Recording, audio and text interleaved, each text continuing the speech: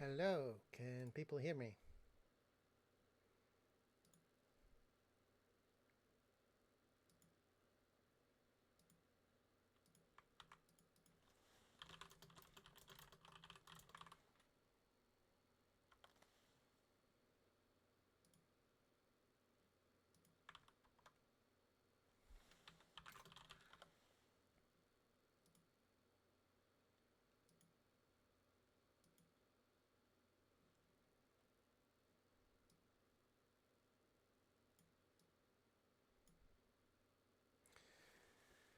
Hello, hello! Welcome to the 30th anniversary of Command and Conquer. How are we all doing tonight?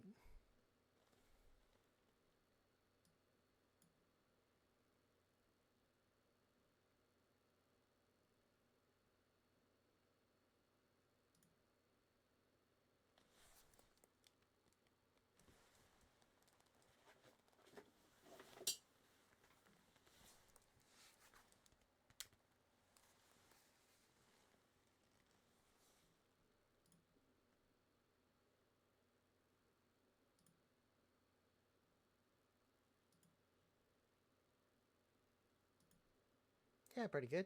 Can you hear me?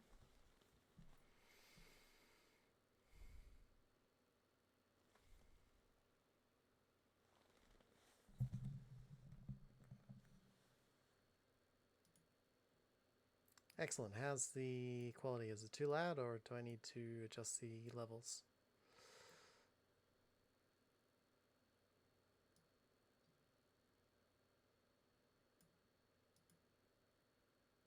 What didn't format?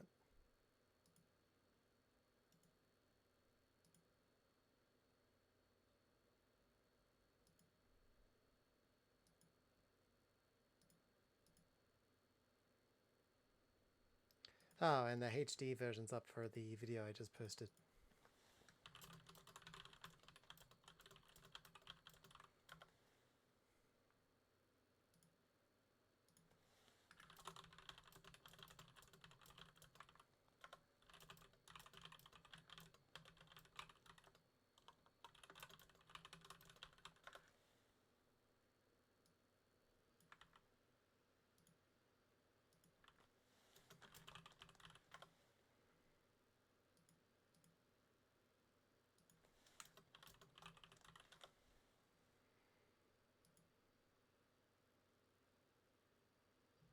Okay, so we'll start with your questions, Alex.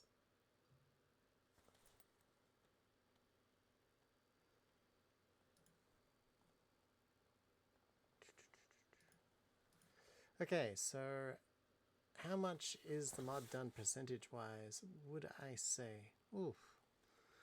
Good question. I think content-wise, as in art and animations and systems and gameplay, that's reasonably high percentage. Like, at previous showcases, if it was stable, it's at a stage where I would have been happy to release it. Stability has been what's been holding up release because it's just not been at an acceptable level. It's true that people in the community have flagged that other Command & Conquer 3 mods have this problem, but for TSRising it was particularly bad, and we found that in what was happening in focus tests with release candidates was people were getting to a really good, fun, like, it was getting really fun, and the game was crashing just as, like, the matches were getting really good, and I was just like, yeah, that's not desirable. So so yeah, that's where we can't put this out. Like, yeah, if it was stable for you could get a match in, we would have put it out. But yeah, because it was really interfering with that, it was like, no, this is no good. So percentage done of the optimization. That's a tougher one to answer. We're actually tackling it through two prongs. One, the first prong of attack was largely a complete rebuild of the repository, tackling the implementation in a very different way from how we tackled Tiberian and Rising before, in the sense that what's happening now with this version is the mod SDK normally builds on top of CNC3. We've started a blank slate and implementing on top of the bare minimum the engine needs to run. And that freed up a lot of memory and solved a lot of problems. But it also created a lot of extra work as a result of doing that, which wasn't great, but we just didn't see any way around it. So progress-wise, pretty good. On the complete rebuild version, we've got both factions implemented, most of the weapons in, art's starting to go in, and that's obviously not the version you saw. This version I demonstrated was the second prong of attack, where it was actually something I tried very early with the optimization, just trying to bring our old mod code over to the optimized code base, and early attempts failed. It just had so many errors, like 500 errors or something, and it just wouldn't work, which is why we were like, okay, we're just got no choice but to rebuild the code base. But what I noticed was we learned a lot from rewriting the massive sections we have already done.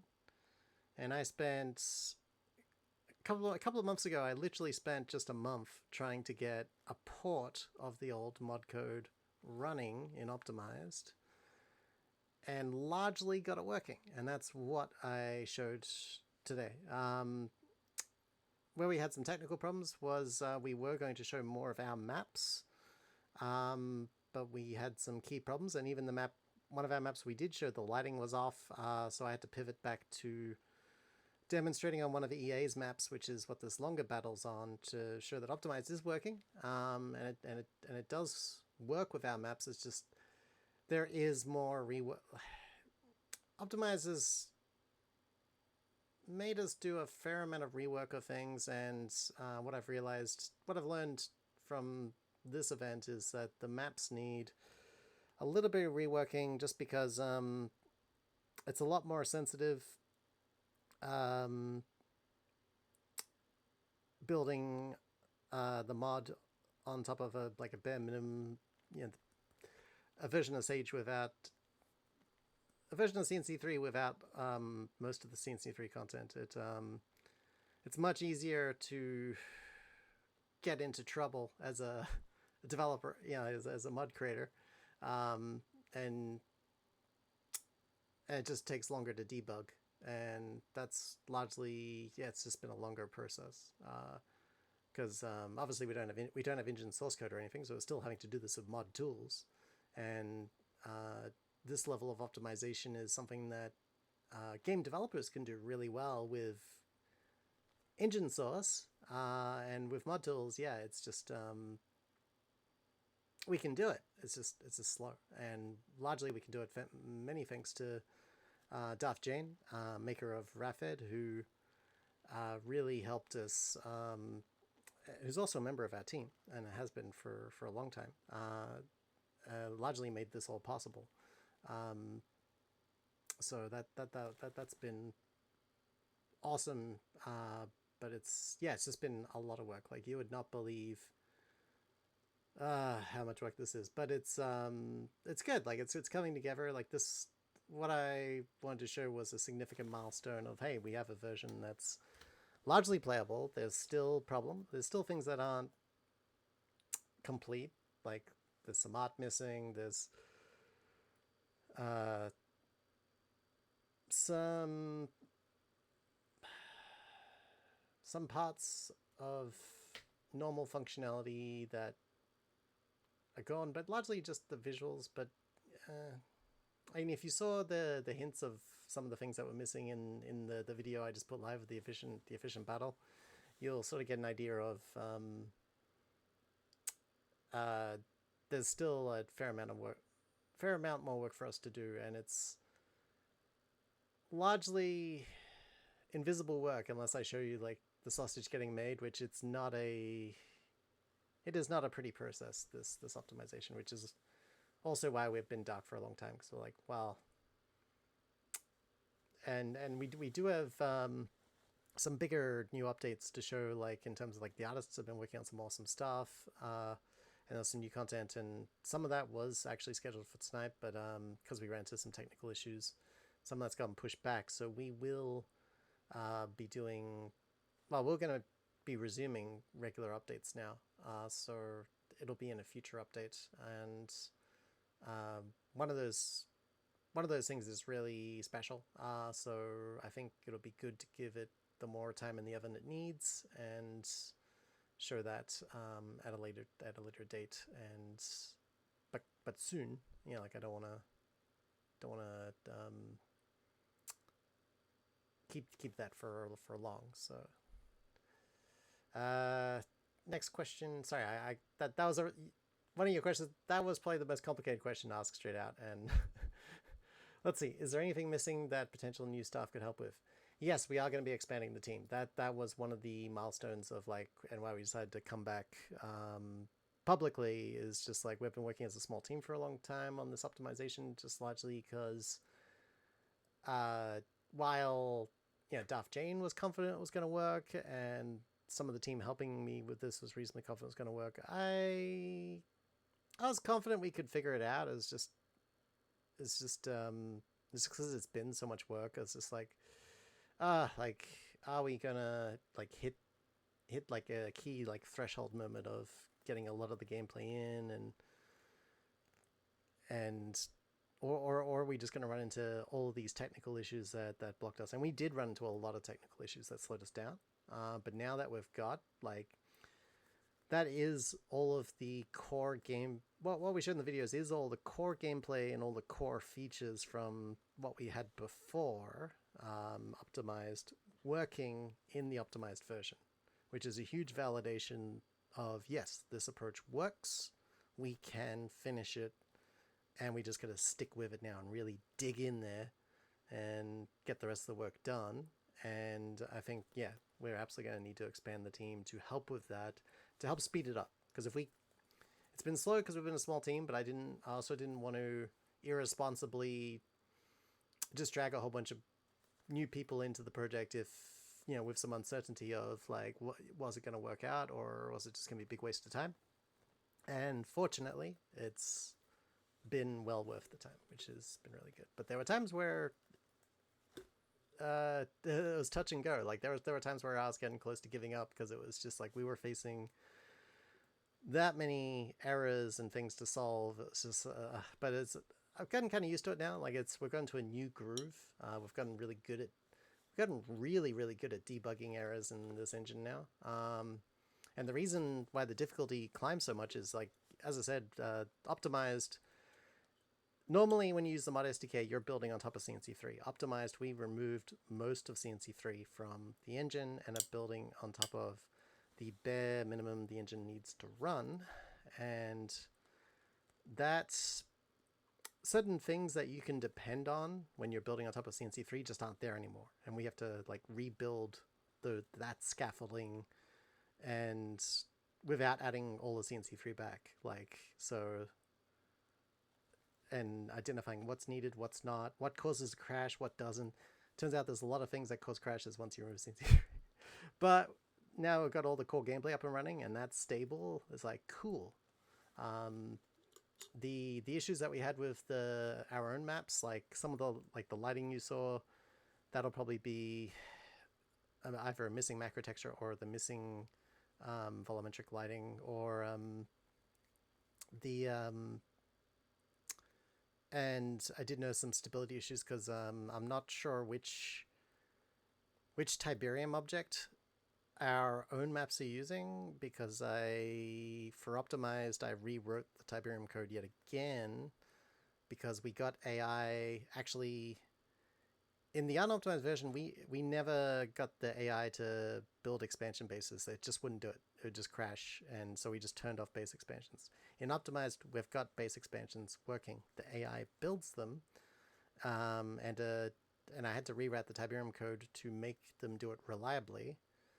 And I think what's happening in our maps that I'm porting across is I think it's using the objects that are pointing to the old Tiberium code, which is the downside of the whole port. Like the second prong attack is like, yeah, it's porting code that isn't very reliable, whereas the full rebuild we've been working on alongside it, the first prong of attack, just has all the best code, doesn't have any junk from any previous versions. It's got, it's got all of our learnings, and it'll be the superior version. But the reason we're doing a 2-prong attack is this ported version, we can complete that sooner. So what I'm thinking is we try to get that to public beta while we continue the complete rewrite and eventually supersede the ported version entirely and ditch all that legacy code, because it's got problems. Yeah, and it wasn't designed for optimized, whereas the rebuild is all the code we've written is set up perfectly for no CNC3. To get what we had tonight running, I had to write all this stuff just to get it working, and it works, but yeah, it's not it's got problems. So but the good news is that version means we can get something out sooner. In theory, we just got to finish up these last few blockers, which aren't massive. They're just couldn't get them resolved for this event. Like some people was like, oh, is it going to be a release? I was like, and I looked at it, I was like, nah, there's no way we're going to get these last few things smashed out by today. So but as for ballpark release date,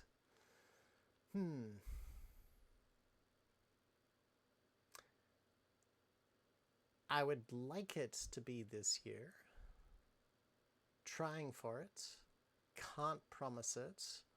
But we are going to be opening beta signups soon, because I want to make it easy to email people out the minute we have something that we're like, yep, this is stable, all the features work, all the custom map issues, all of our maps, we've fixed all the issues of our maps, which is currently the work I haven't finished with this legacy port. Is yes, I've ported all the gameplay, and it works fine on EA's maps, but on our maps, yeah, some of the lighting's messed up, some objects are missing,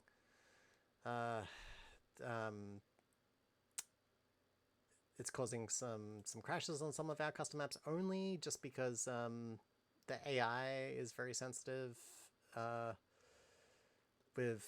and if you make one mistake, you can crash the whole thing. And as I said, I'm pretty sure our custom maps are using old Tiberium code that is causing that issue, and I wrote new code that fixed that issue. So like, yeah, I just need to go through our maps and rebuild parts of the maps to make them compliant and stable, like I have with all of EA's maps, and then that'll be in a better place. And then there's still some missing things I need to layer back in, so it's getting closer. So that's why I'm optimistic for the ported version for potentially this year, and then the complete rebuild, that is a larger bit of work. If we get more help, could speed it up, but that's probably looking more like early next year. And this ported version that will unfortunately inherit the bugs that we had in before we had optimized, but at least has all the features. And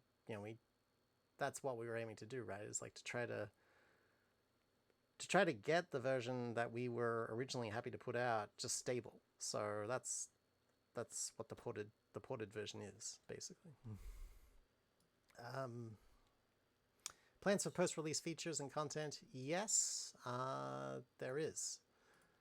Can't say how much, but like there was some stuff originally planned that we've still got that is intended for post-release, just because we didn't want to delay launch to implement it, like to focus on implementing it. Like we really wanted to focus on getting optimized done, get all that working good before we implement too many post-release stuff. But we do have like some of the art done for some of the post-release stuff.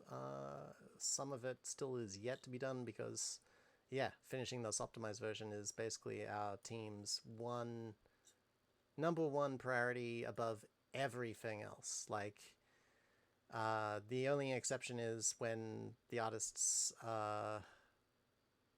like if they've still got some small things to finish off for optimized, but it is starting to get to the stage now where they will be going over existing art and improving it like relatively soon, and that is being fairly ruthlessly prioritized on like the oldest assets,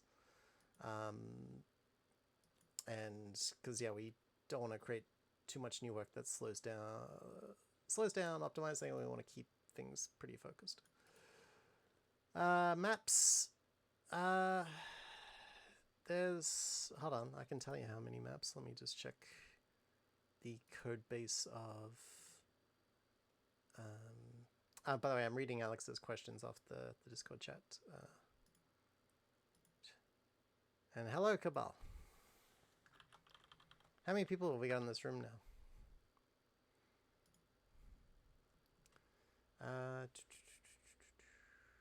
Sorry, I'm just checking that map number. Give me one sec.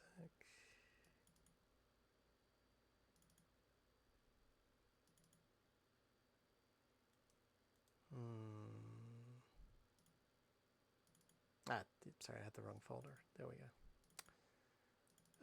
Okay, let's see. 1, 2, 3. Let me just do this.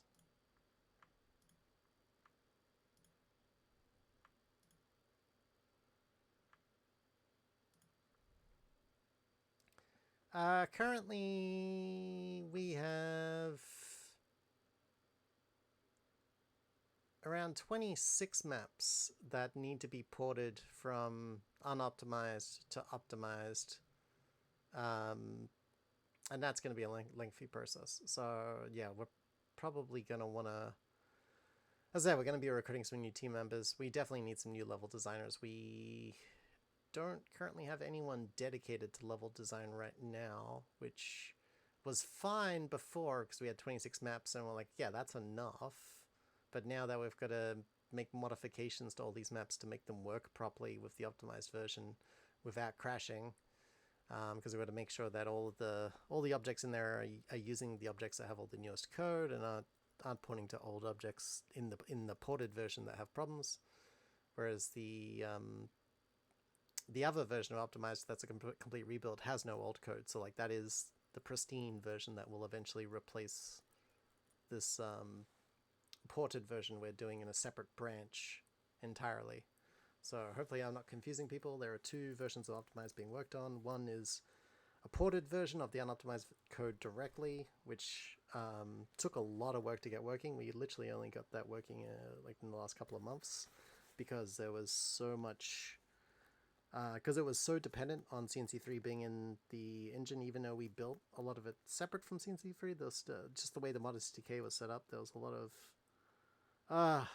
of work to do. And then the rebuild was built for optimized, just and taking all of our learnings from the engine and everything we know about Sage and just writing things better, like writing every object all over again, every behavior.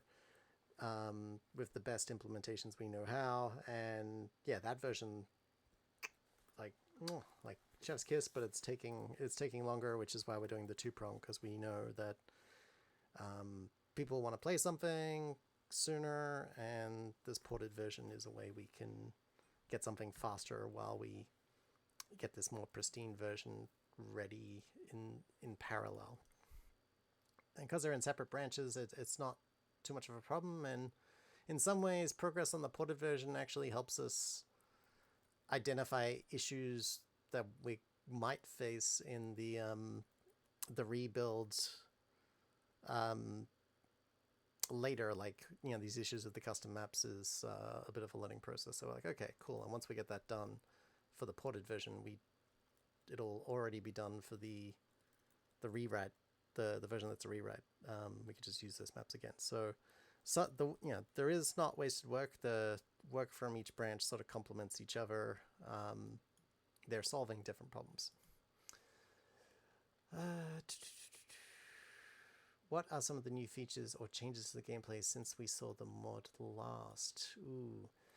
Well, one of the things we did want to show more of was the Scarab at this showcase, because we had that build, had a big build up for it at previous showcases, and we did get some more stuff done for it, but because we had technical issues, we had to push that.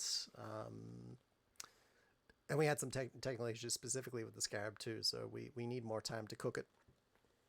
And I think that'll be worth it, because the Nod Scarab is really, really cool. And we want to make sure that gets its proper reveal. But yeah, I want that to be soon. So I'm going to try not to keep you guys waiting too long on that, especially because we made a bunch of content for it and was getting it polished up for this, specifically for this event, and we didn't get to show it. So like, we don't want to waste that work either. So like,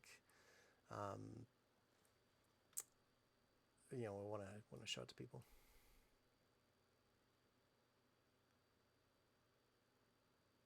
Hold on.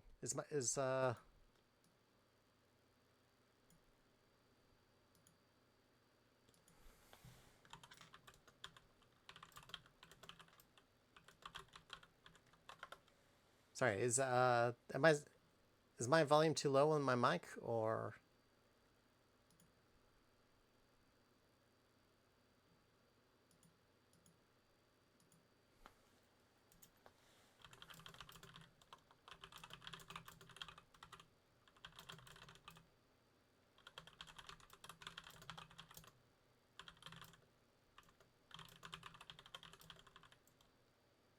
Sorry, and if Havoc's asking a question on the anniversary chat, I'm just answering him. He's asking, is TSRising mod playable? I don't see a link. So no, not out yet. This showcase was to show that our optimized version. I had the RAM count of how much RAM it's using, not how much RAM's left. Like, that's how much RAM TSRising is using in the optimized implementation. So in the first video it was around 700 meg. In the second video it was closer to, I think, 900, and fluctuates a little bit depending on how many AI players are in there. All the benchmarks I've done so far with 7 AI players, because I've can't easily replace myself. So 7 AI players, the highest I've seen it is about 950 meg, and that was on a big map. So that's pretty good. That said, the RAM usage is going to increase because there's currently not much sound in the engine at all right now. Like, we've got to add all the sound back. Like, yeah, these are the things you lose when you remove CNC3, like sound and particles. Like, I'd spend ages adding back particle effects and particle textures and rebuilding them for this showcase just to get enough of the weapons actually looking like they did stuff. Like, that was work. So you sort of see that, yeah, optimized has created a lot of work, but it's been worth it, because look at those numbers. Like, that's crazy. Like, the unoptimized was just unfeasible. Like, without the community memory patch, you'd barely get 5 or 10 minutes in if you're lucky, and on a larger map it would almost crash straight to desktop. With the community memory patch, small maps you could play maybe for half an hour, or maybe a little bit longer if you were lucky. It depended on the map. And I did not like the consistency of that lucky thing. Like, it was not consistent. And we also noticed that testing on different machines, like older machines, it was especially bad. And CNC3 is not a new game.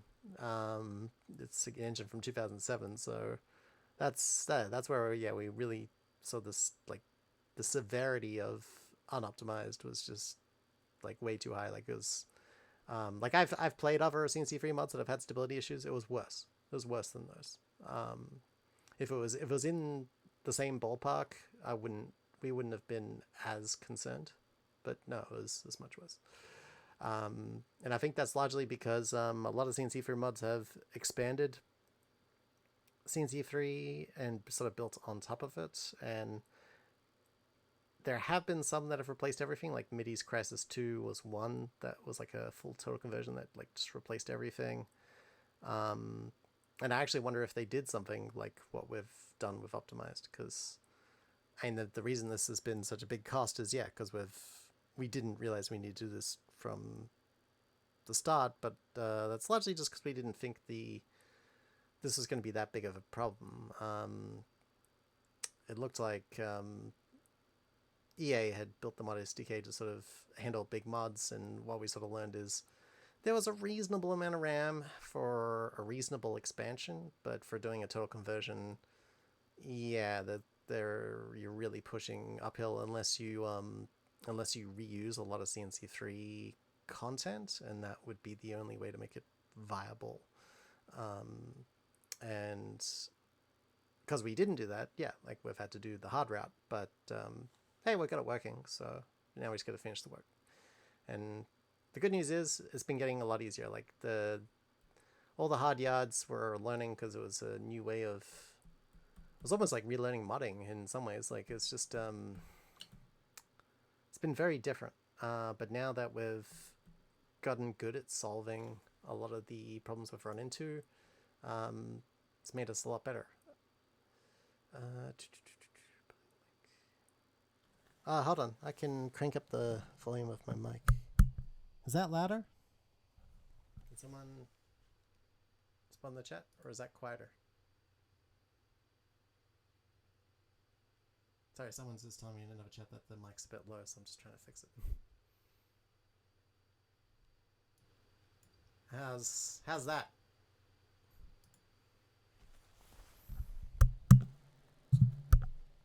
Or that? Yeah, maybe that's better.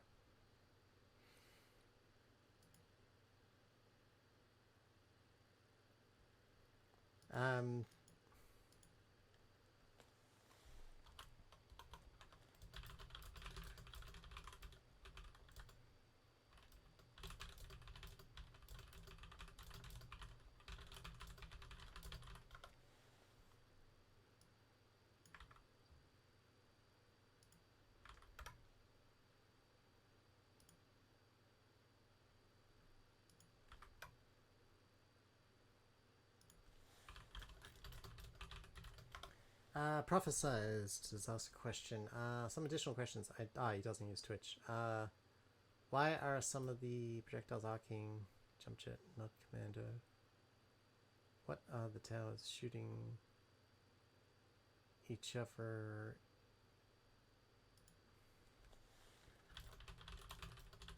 I believe the different towers were owned by different players.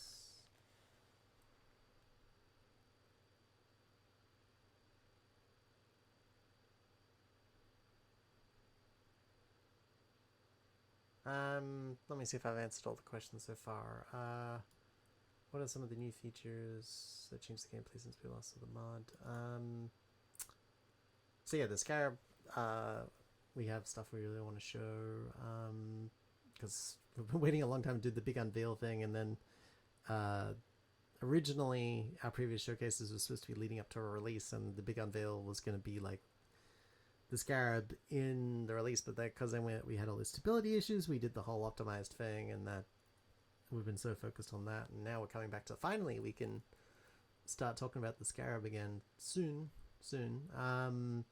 Other new features, the Tiberian ecosystems had some tweaks and updates, which I haven't really had a chance to show much of that yet, because and some of that's been deprioritized because optimized takes getting a stable release candidate ready takes priority over any new feature development. There is the Chameleon Spy. He's got some cool abilities which some are implemented, some I need to finish implementing, but again that's been postponed for finishing optimized. And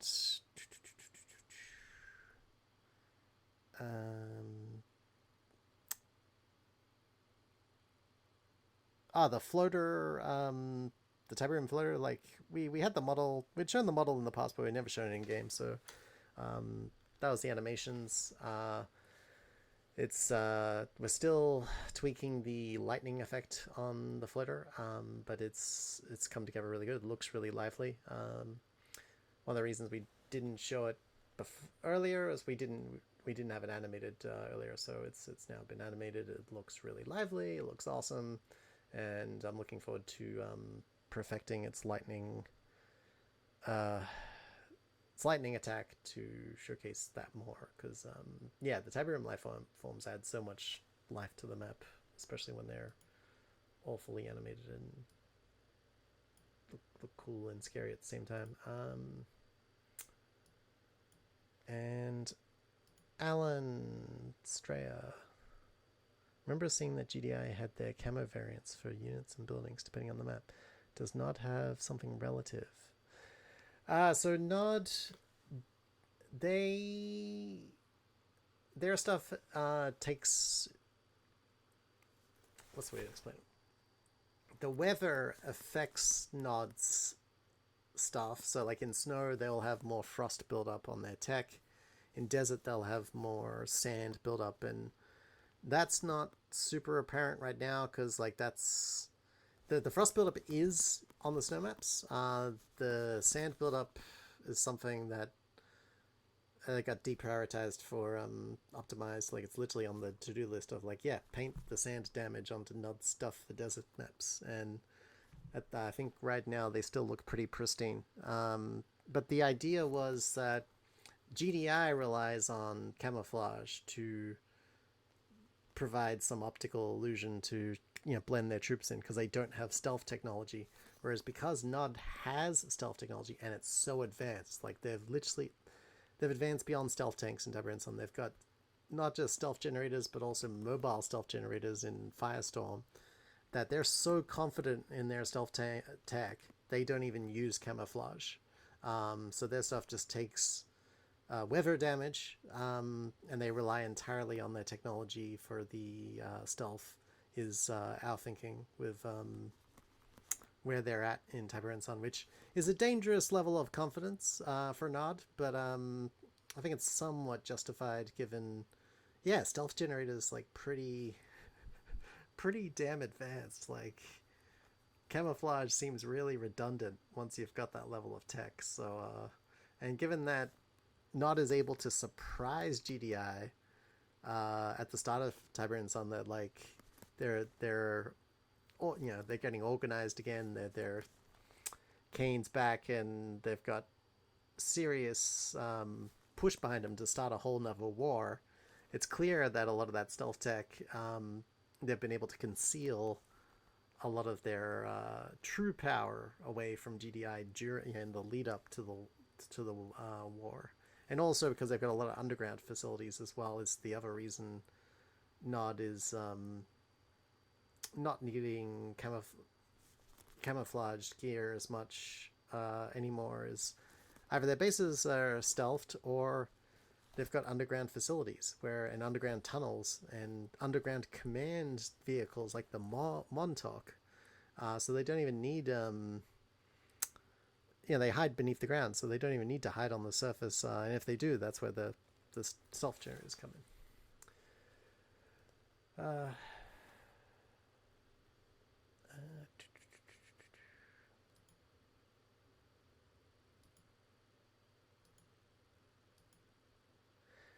Yeah, well, thank you, Cabal. It's it's been a lot of work, but I've worked professionally as a game developer,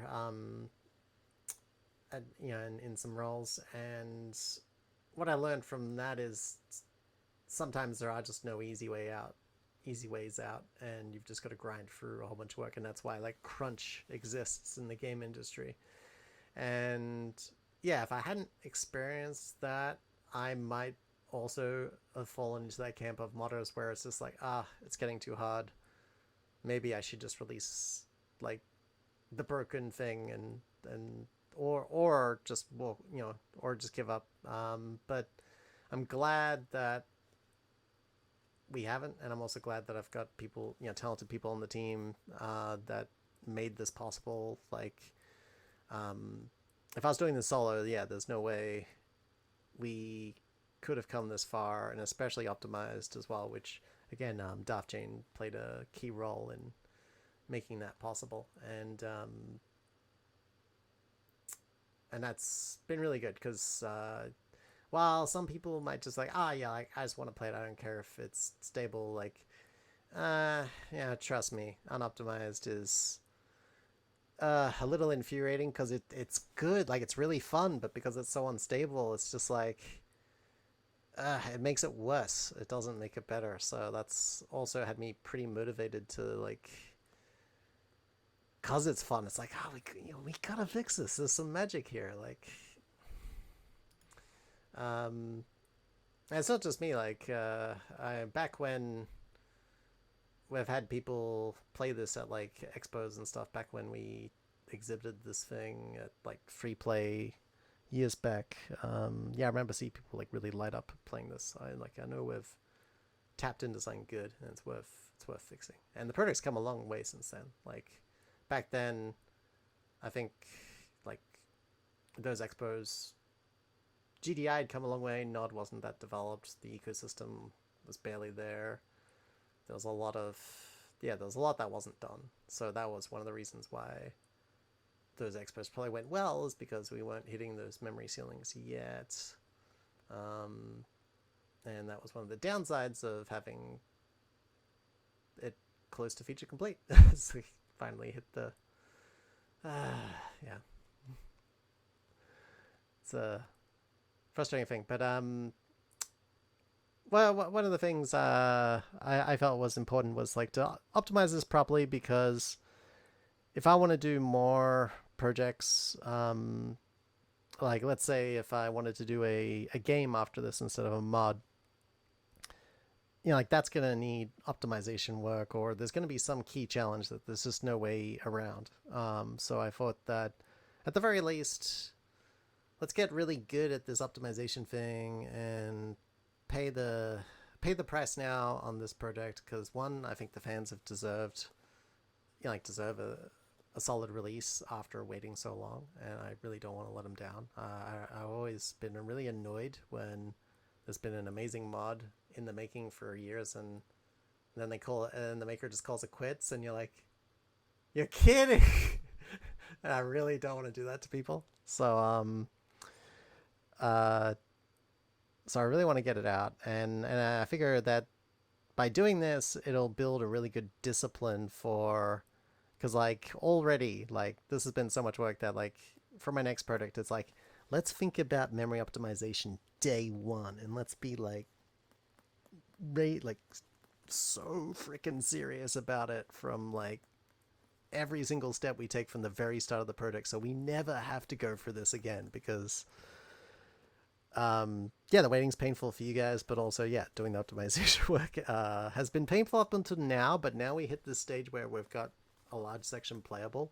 It's gotten a lot better. Like the quality of the problems we're solving now is a lot better. Like as I said, like we had some technical hiccups, and today with our custom maps, which threw off the showcase, but that is still a pretty good problem to solve. Like, okay, cool, so we've just got to redo there's parts of our maps we need to redo for optimized, and that's more work than we thought, but that's still easier than all the work we've already done, which up until recently has been pretty hard, but now it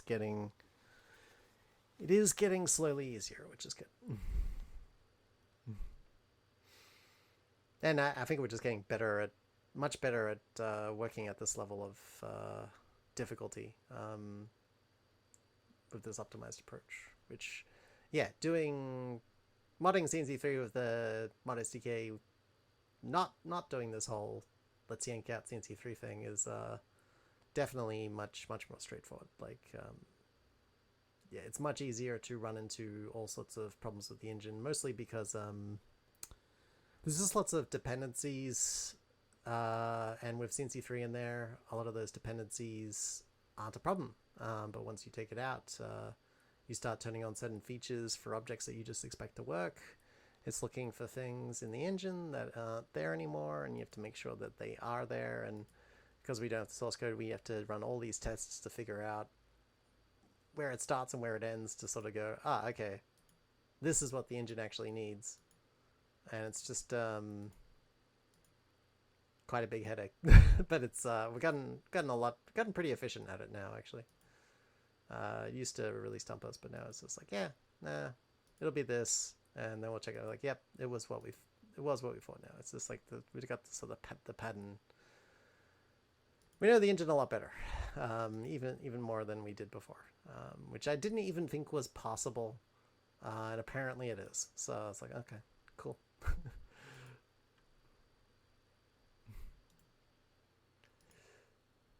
Any other questions?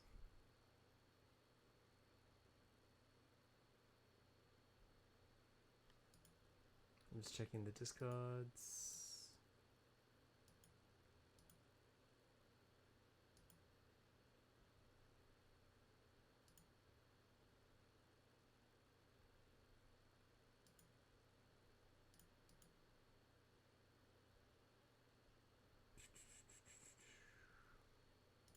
Someone asked me a question. Need a new question.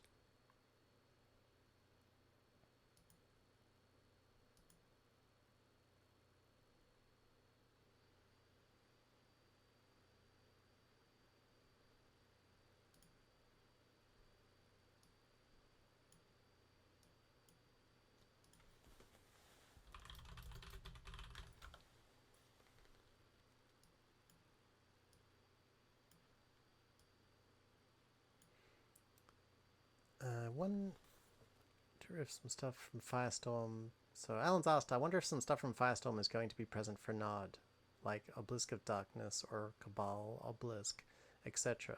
I think that'd be cool, really, in case people want to try on the boots of Rogue AI. Yeah, that would be really cool. There is a lot of stuff, like, from earlier designs of Tiberian Rising, there was a lot of exploration of like a Forgotten faction and a Cabal faction, and there's some really cool stuff that I would love to do, but I think with what we found of just like GDI, know like that was a lot of work on its own and largely just balancing with our real life stuff. Turned out to be really challenging, and especially like balancing with career and stuff, which is the downside of getting older. Like, at least before, back when it was students, it was mostly just, okay, like, am I still getting good grades? Okay, cool, back to Tiberian Rising. Whereas jobs the lifeline, so career has been a tougher one to balance, especially when it's been really demanding. And but right now it's good to be putting a lot of time into Tiberian Rising. So it's the things we explored for a Forgotten and Cabal faction in those older designs, like I have sort of gone back and tweaked some of those designs, and there's some things I'd love to make, but I think we're just gonna get this stable, get this done, and then we might revisit it. It really depends. If we were to do any more faction work, like, I would really want to make sure that there's a solid team that we could produce it quite quickly. So yeah, I'd want a decent art team on board to realize it efficiently, because I think if I look at the projects, like GDI went pretty well because the founding team of Tiberian Rising had a really strong art team.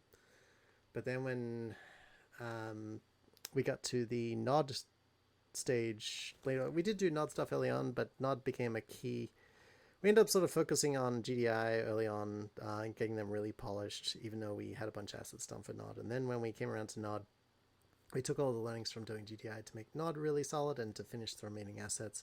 But by the time we got to the stage of Nod becoming the core focus, and that was partly because at the time I think we felt that GDI had harder problems to solve, like Firestorm defense and other things that were tricky, and we wanted to deal with all those. And then Nod, we were a little bit more confident with some of the features, although I think the waste facility was the only one that was just like, oh, that's gonna be tricky. But then we got that working, and I was like, okay, cool. And we got some really good. It turned out good that we did Nod second, because GDI's designs were like the early art was done pretty early in the project, so that means it was blockier, lower poly art, and GDI's designs are blockier than Nod's, so that worked out well because Nod's designs are very smooth and futuristic, and the artists we got on board for doing Nod, were much using newer tools and doing higher poly work, and that suited Nod very well. And but we didn't have as a larger art team as the founding team, like so I suppose because it's been a volunteer driven team, and because the project's going on for a while, that keeping a solid core art team's been a challenge. But I think also that's perhaps on me for just not asking for enough help or not doing enough recruiting at certain points. And but as I explained with Optimize, one of the reasons we intentionally went to that with a small team, because we really need to focus. And the larger a team I manage, that means that it's less time doing things. And Optimized, I really needed to put a lot of time, because I got a lot of experience with the engine, into the work. And then I've been working with other team members like Hostile Negotiator, who's been a huge help and really critical to moving this forward. Couldn't have done it without him. And then Darth Jane made a lot of this possible. And hold on, I'm just checking my chat. And Firehawk, Phantom's also been helping us a little bit too, and that's been good. And Saj, our Helge, as people might know him, has been doing awesome art for us for quite a while. And Kiruno, or otherwise known as Don, is our animator, and he's awesome. And then we've also got Tim Sheltons, who helps us with art and animation and a number of things. And he's been awesome as well. And so that's kind of been the team, like the core team, for while we've been doing Optimized. But it's been much more stronger code focus with some art done in parallel. But yeah, we're definitely going to be ramping up the team now, because we're at a stage where we've solved some of the hard stuff, and some of the hard stuff left is mostly just being consistent, and we need to focus more on code only, like me and Hostile. So, and if we get some people that are skilled enough with the engine that can help with that side, that would be a huge boon. But I'd say just having some solid level designers, some solid artists to augment that team more, and to finish off remaining work there, would be really good. Hey, Helge!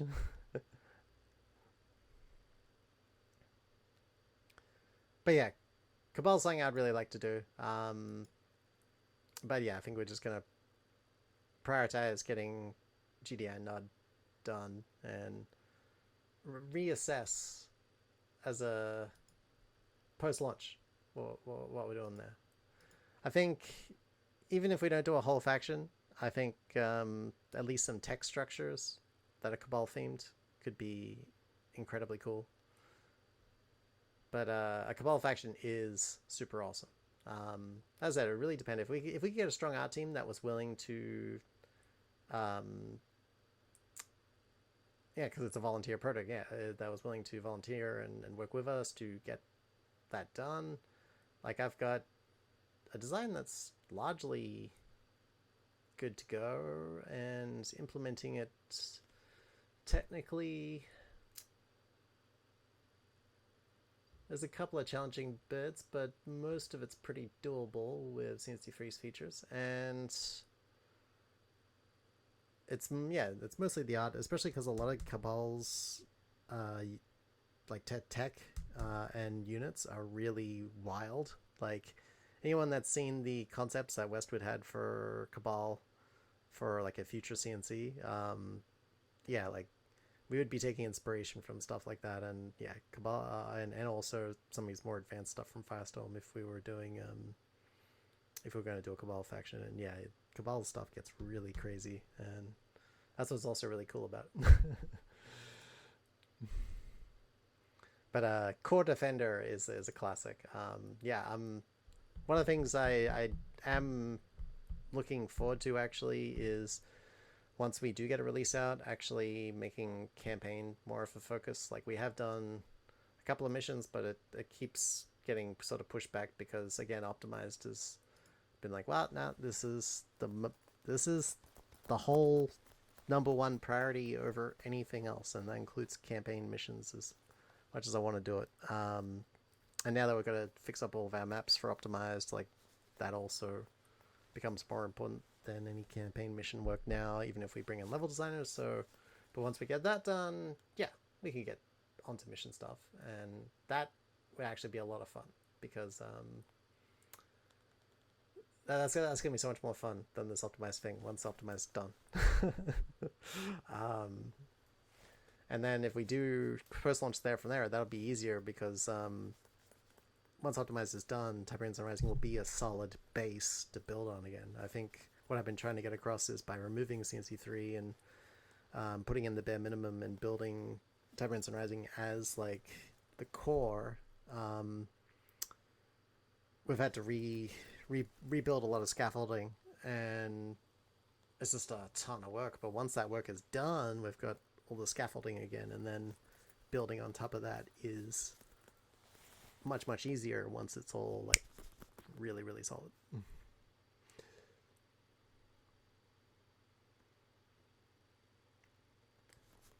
That said, I'm not committing to the Cabal thing, but I do really want to do it though. I think yeah, at least some tech structures for sure. Faction depends on if we could get people. As I said, yeah, would need a really solid art team to do a faction for Cabal justice in the quality I'd want to do, because I'd want to try to one up a little bit of what we did in GDI on GDI Nod. Not in making it more powerful or anything, just take everything we learned and would really really make that really shine. But that's something, take that as just something I'd like to do, but I'm not committing to, just because if I've learned anything from working in game development and working on modding, is like there is never a shortage of ideas. There's always so many cool things to do, and the really hard thing is choosing where to put that time and energy of what to make reality, because you'll always have more ideas than you've got time to make, and that kind of sucks, but it's also kind of cool because you're always having better ideas. So it's yeah, but it's also why you got to be careful what you commit to. So so GDI nod for release, yes. Cabal, post release if at all.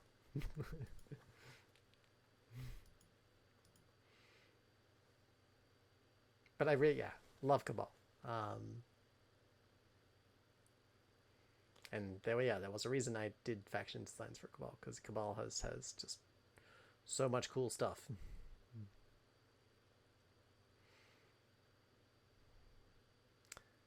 Do we have more questions?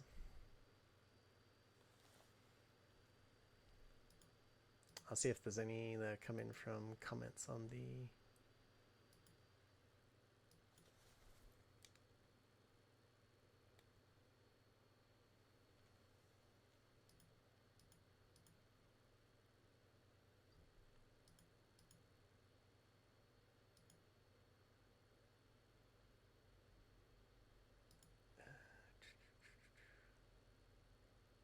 Faction signs, which ones?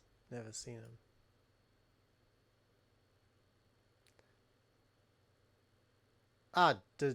Sorry, I meant designs. Yeah, like as a game designer, I design a lot of things that may never see the light of day, and that's also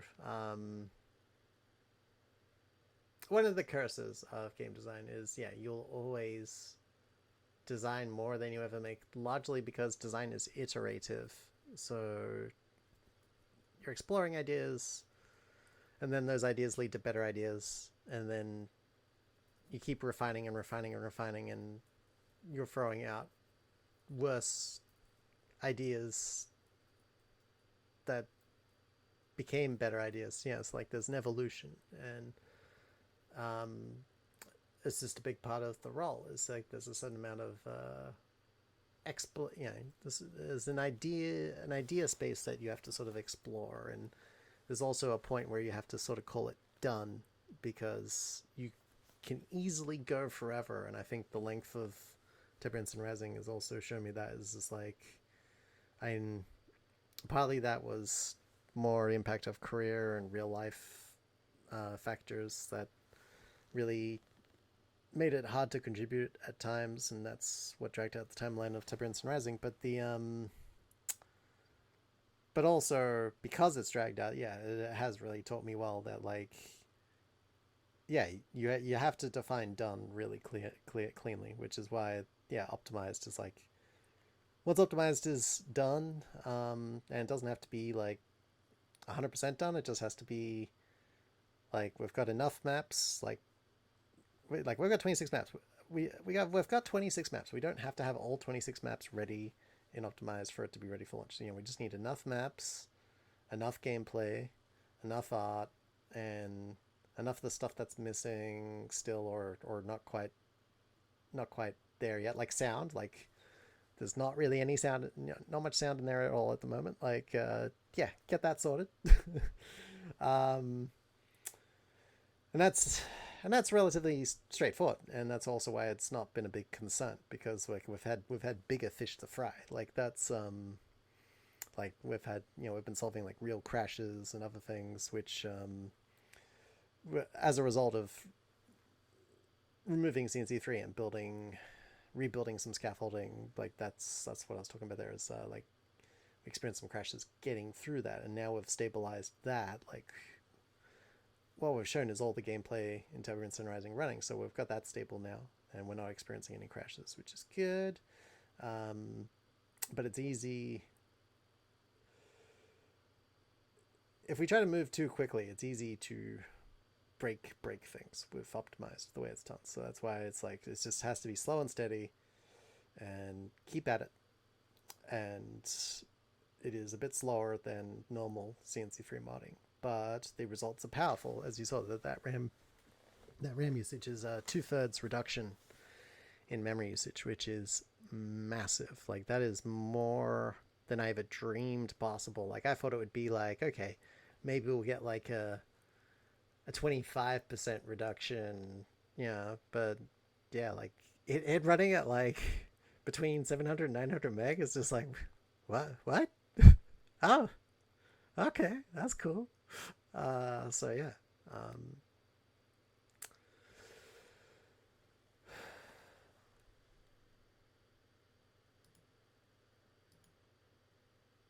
I'm just seeing if there's any other questions that are coming in.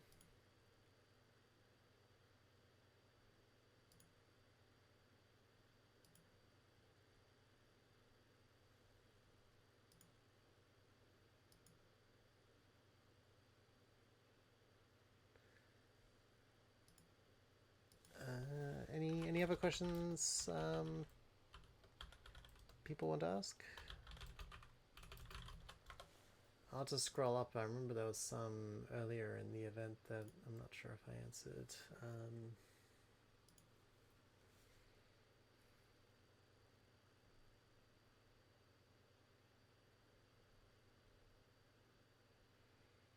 Yeah, someone with the name just CNC3 asked, hey, 2 questions.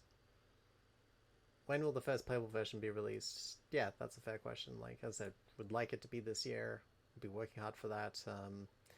It'll probably be that ported version of the old code, which, yeah, has bugs from that version, because like that was like even the original release candidate wasn't perfect, but it was good enough that we were happy to put it out there. It just wasn't stable enough.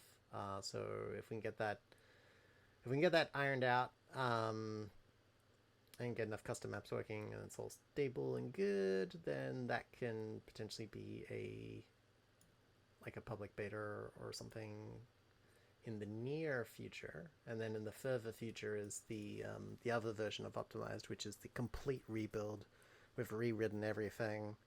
It's got the benefit of all of our learnings in hindsight, so it's much better. It's got less bugs than the version we're porting, but it's got all the same features. So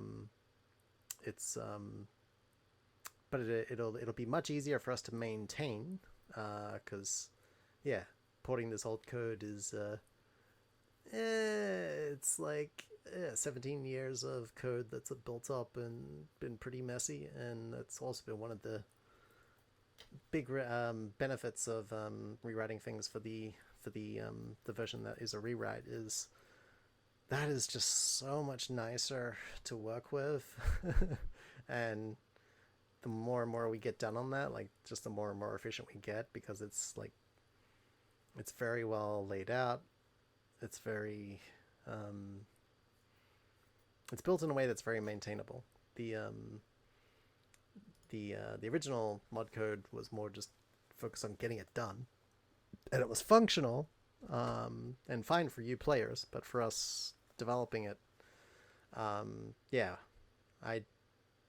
the only thing I don't enjoy porting that old code is just every time I have to dig through it and just be like, it's not as nicely organized, or okay, like it's not, it doesn't sound like a big deal, but trust me, you spend so much time in the code, it makes a big difference.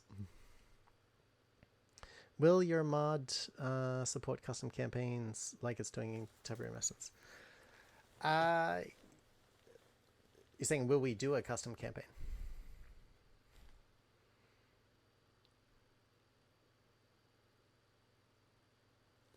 Oh, you can share streams to Blue Sky? Oh, sorry, you just you tweeted it. Okay, cool. So will the mod support custom campaign? Yes. But are you asking, will we do? I'll just.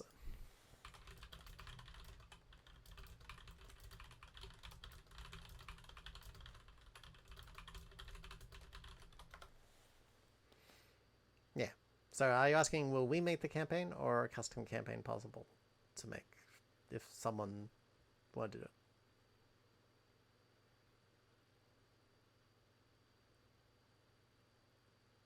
I'd say that yes, someone could absolutely make a custom campaign, but as I was saying earlier, fans can do and launch in your build. Yes. So you'll be able to make maps and missions, absolutely. And if anyone's interested in doing the Tiberian Sun campaign, it's something we'd like to do post-launch. Like, we don't want to delay Optimized, but I would enjoy doing some campaign missions, just because it'll be a nice break from doing all this Optimized work. Like, once it's done, like, just focusing on levels and missions and getting that really good would just be a really nice change of pace. It'd almost feel like a reward for all the work we're doing now. So So yeah, like if people like have their eyes set on, or if the people in the community that really want to do it like a Tiberian Sun campaign, I'd say like let's chat, because we kind of want to do it too. So, and we are going to be expanding the team, so that could be a role to fill. Although, as I said, priority is getting optimized done. So anyone joining, that is the immediate focus until it's done. Extra is extra. We have to be pretty disciplined, or we don't want to be continuing this on for too many, for more years unnecessarily. Like trying to drive this like a real game production as much as I can. But that said, it's and by real I mean like this is real, but I mean like if you're working as a professional, you get paid, right? So like, this is volunteer. So like, I'm trying to give this as much time and focus as I can without putting myself in jeopardy, put it that way. Because obviously, yeah, like if you put all your time and focus into something you're not getting paid for, you could, that could cause some problems. So for, like putting, money on the table. So, so yeah, making sure to get enough work, but yeah, really trying to focus on getting this done as like a high priority, because yeah, you guys have been waiting a long time and it's getting close, and so I want to keep pushing. So any plans for what's after release? Ooh, good question. Well, I think some of that post-release content we mentioned we would like to do. So there is more polish we want to do. Like one of the things that we're actually exploring it now, but it's kind of a lower priority. It's like we're getting it ready, but it's we're looking at doing better textures and better materials, closer to like PBR, physically based rendering, by updating some of the shaders. And that's something we've sort of got working in the background. It's something we considered showing in the showcase, but we decided that we wanted to keep that'd be too much of a distraction from moving forward on optimized as like the top priority. So it's that's something that we do want to get out, but it's probably going to become post-release unless we get some extra artists on the team that could make it, because it could be done in parallel while we finish the rest optimized. So if we get some new artists on the team, that wouldn't take anything away from optimized, because that'd be focusing on art. So that could be a bonus, but otherwise that would be something to do post-launch. And that'll improve the visuals, even though it's an older engine. Yeah, like that'll improve the visuals quite a bit.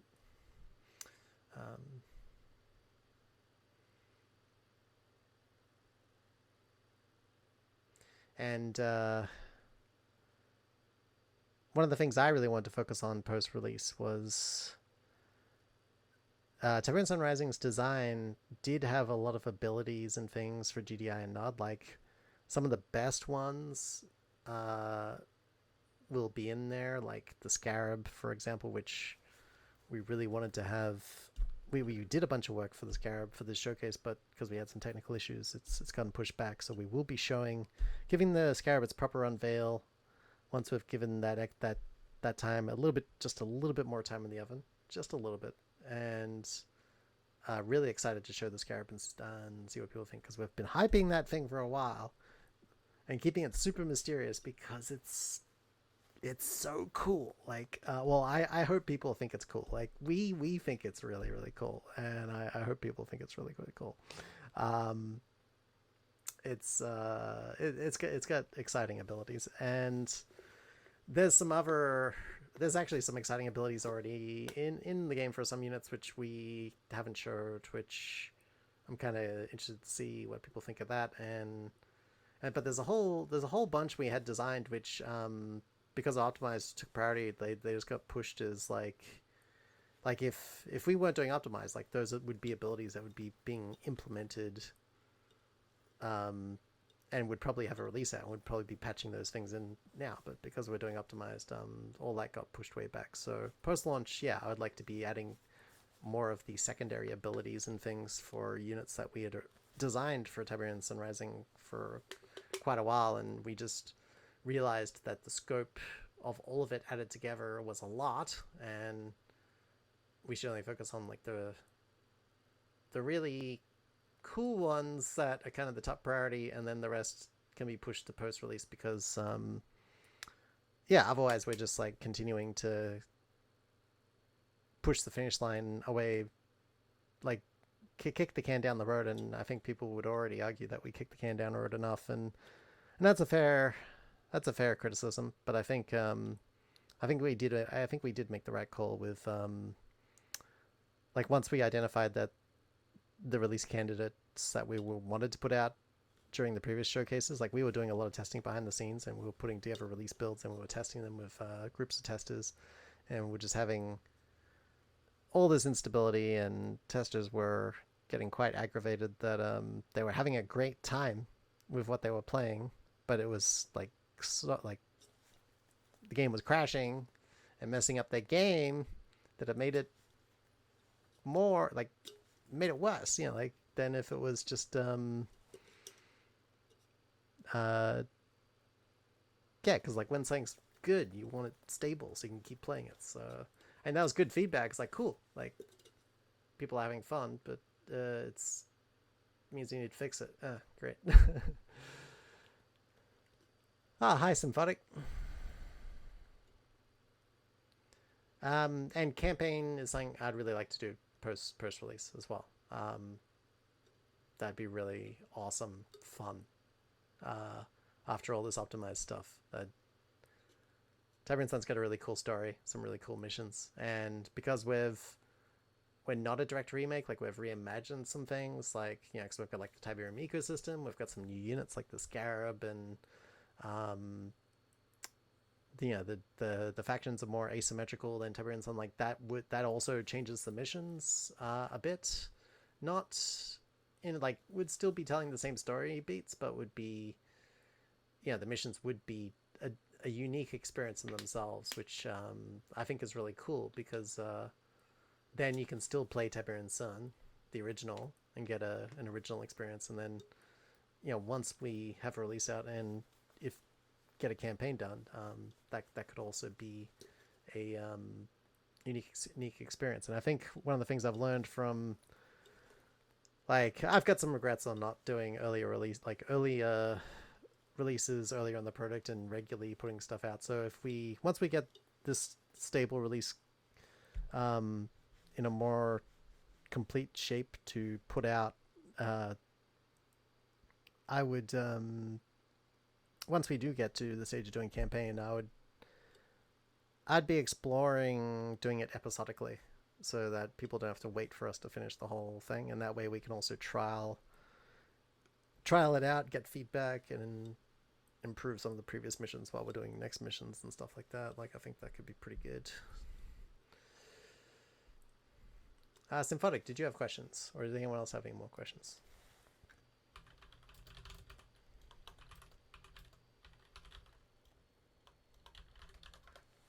It is getting pretty late, so I'll stay on a little bit more, but just saying, like, if you've got questions, now's a good time to ask.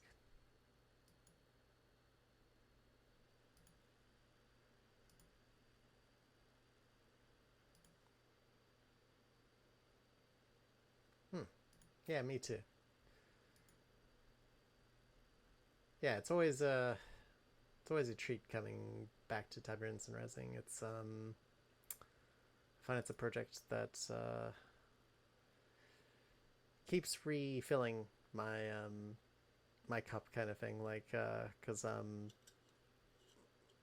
yeah, I've done work for the game industry professionally, and that has been good, but can also be very draining at times. And this project is kind of like,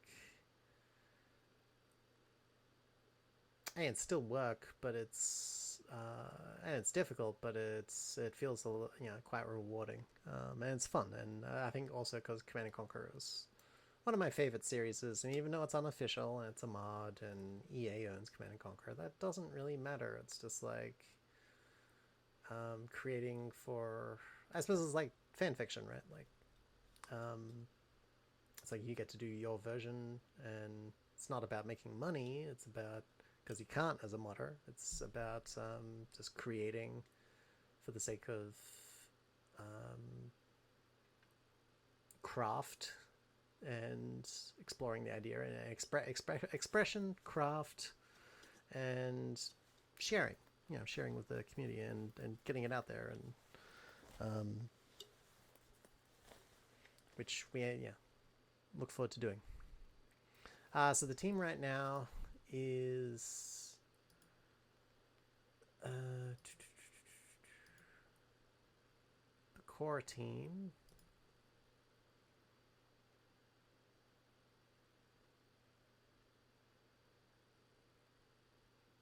Including myself, 7. So it's smaller than it's been in the past. And that's all part-time. All of us been part-time.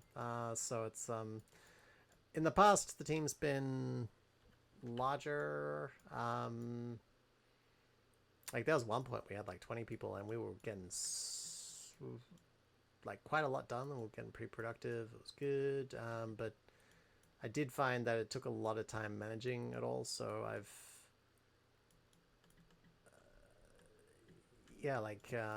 probably won't be going up to 20 again, at least until we have a lot more of the code down, or at least people, I can get people that can replace my time on some of the code, which I'm not sure if I can find people that know it well enough, just because we've been learning with this optimized thing. It's been a whole different way of working.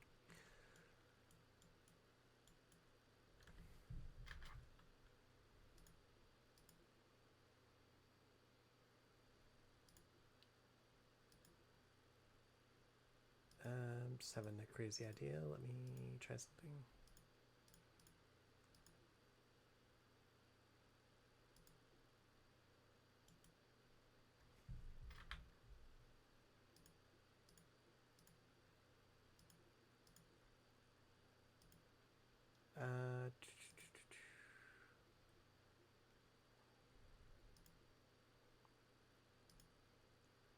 Sorry, I'm just gonna do a thing. Just let me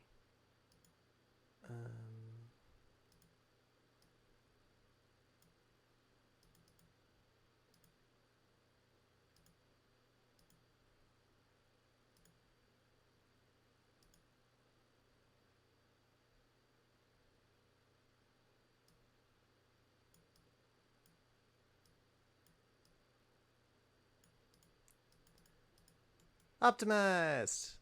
I wasn't gonna live stream, but hell, why not? Let's it's pretty stable. I'm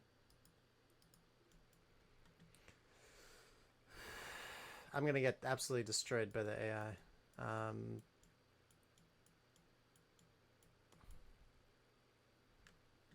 This is a map that has reasonably come through pretty well. Some of the other maps are missing objects and things because, optimized. We had to, rip a lot of stuff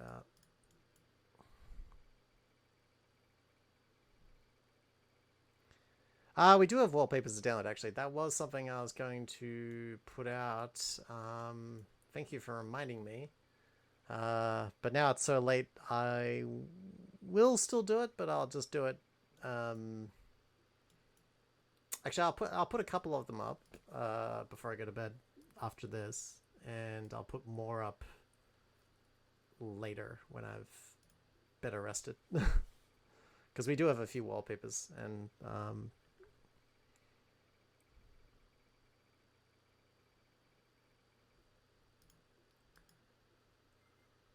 I set the AI on brutal, so I'm gonna get absolutely destroyed any second. Because I'm not going anywhere near fast enough.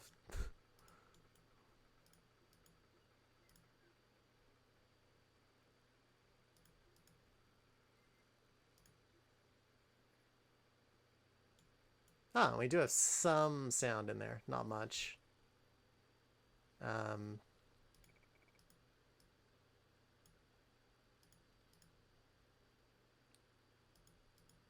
Hold on, let me get some music going.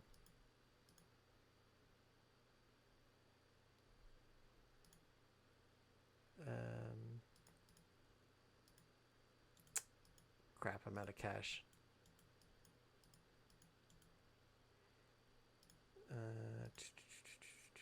Hold on. Where did I put the soundtrack stuff?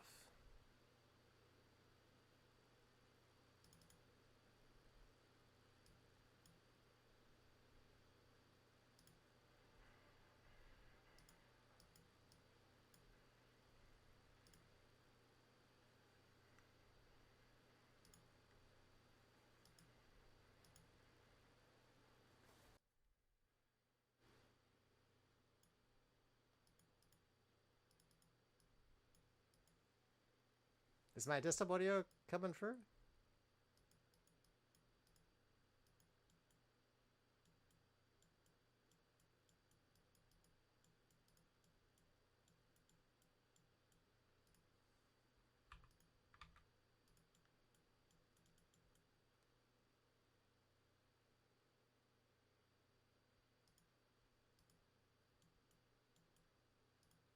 Ah, um, that's weird. Huh, it's working fine on my end. Let me...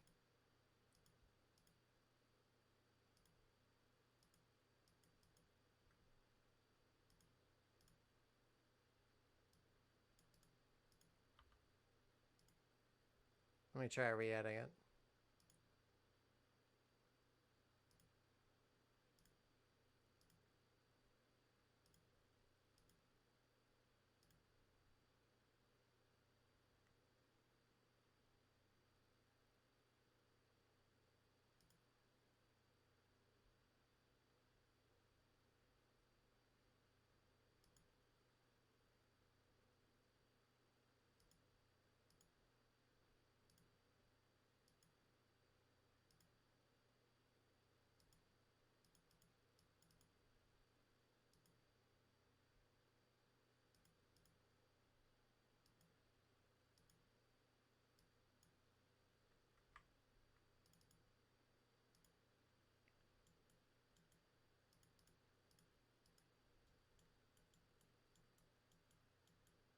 Um, Hold on.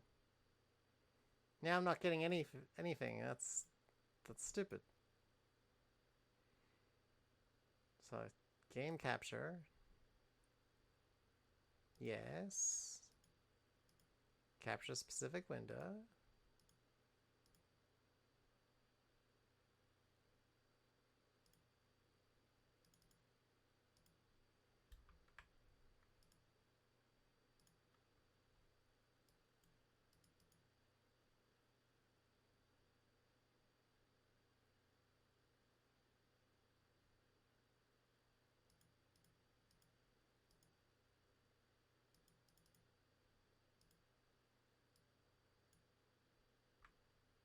Hmm.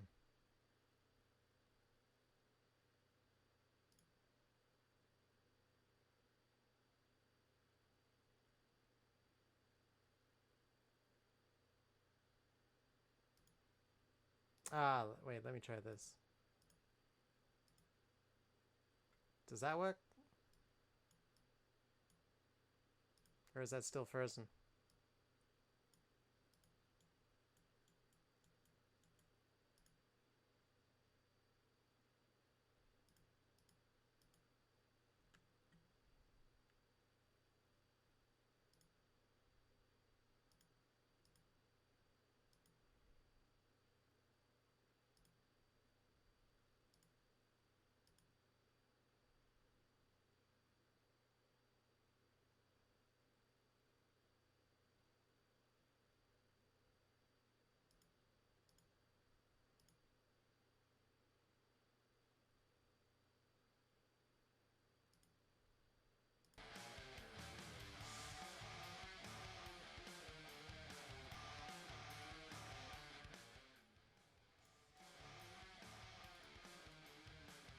Is that music coming through now?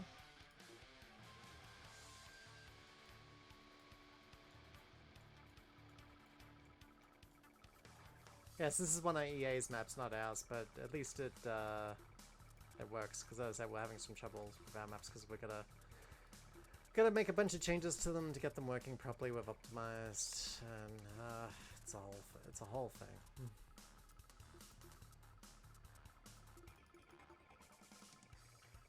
And I gotta add the strings back.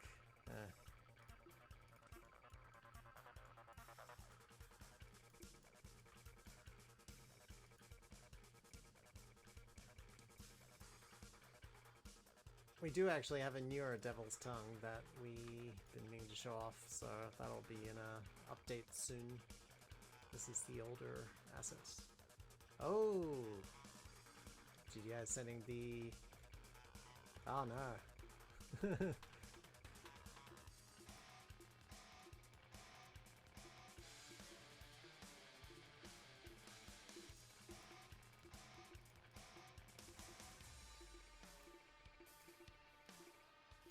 I'm just gonna go under these. Swab them in flames. Ah, that's right. I kind of nerfed the Devil's Tongue. Crap! I forgot I did that. This thing they used to be way over OP. I'm in trouble. Ah, it's an elite hover ever? Ah, give me a break.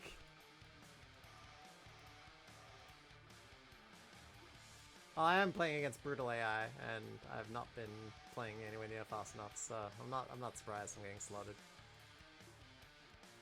Yeah. So that's what I mean about optimized has some issues. Yeah, so just ignore the pinkness. It'd be because of a missing texture for probably a scorch mark, although I swore I added all the scorch marks back for this event, but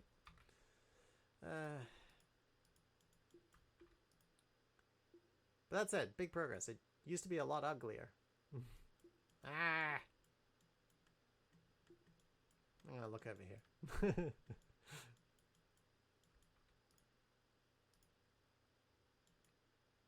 Yeah, oh wait, my Devil's Tongues might be able to save me. Yeah, kill him. Nah, okay, I'm boned.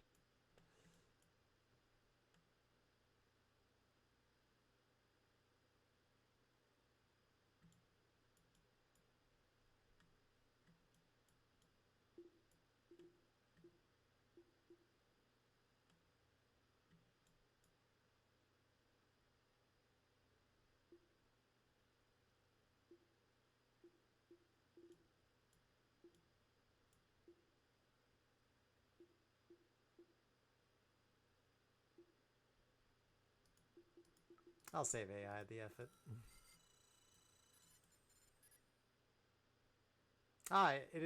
That's why it took so long to attack me, because it was a free player match and the AIs were busy duking it out and they dealt with me last. Ah, of course. Okay.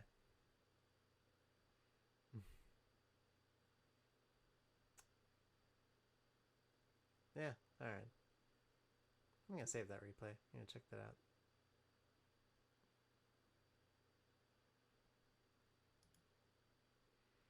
Yeah, enough of that. So that's functional, but as you can see, there's some bugginess. Mostly, it didn't crash or anything, so yeah, mostly some missing art and stuff at the moment, and a lot of missing sound. But as I said, yeah, you remove CNC3, you create a lot of work of a lot of stuff to add back again. But it's we're getting there. But this is what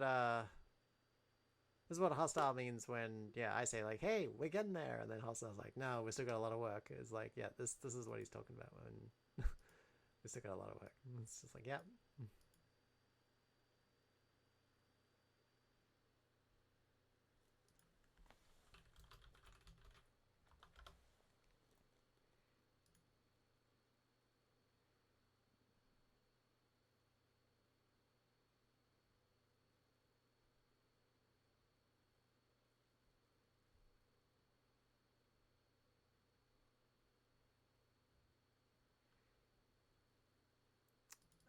do have. So yeah, I'll put some of these images up so people have wallpaper art. I really like this one.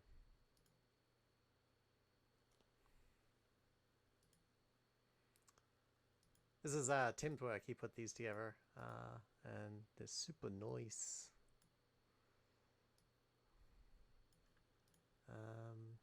I'll chuck some of these in the anniversary chat and the and also the TSRising Discord.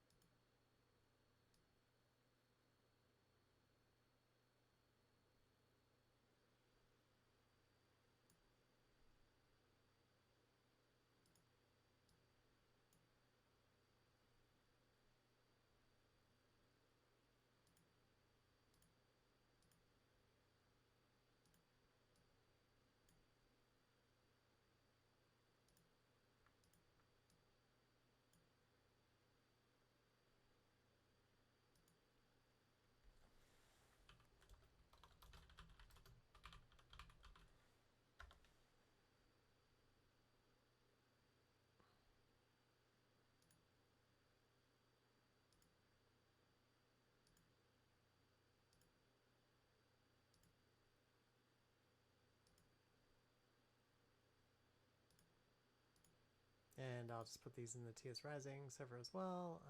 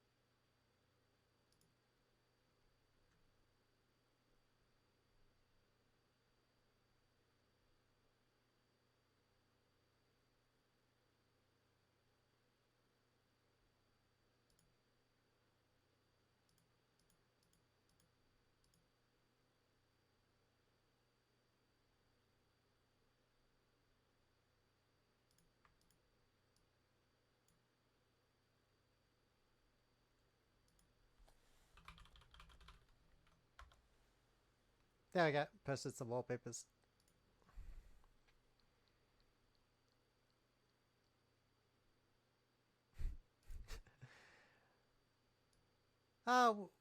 We could make some animated ones of these. It's something we've explored actually, like doing these renders is like, oh, we could do some really cool cinematics, but then it's also like, yeah, but that would just distract from optimized. So like, yeah, like I was happy for Tim to do these because like, because yeah, he's focusing more on art. So it's like, yeah, this is fine.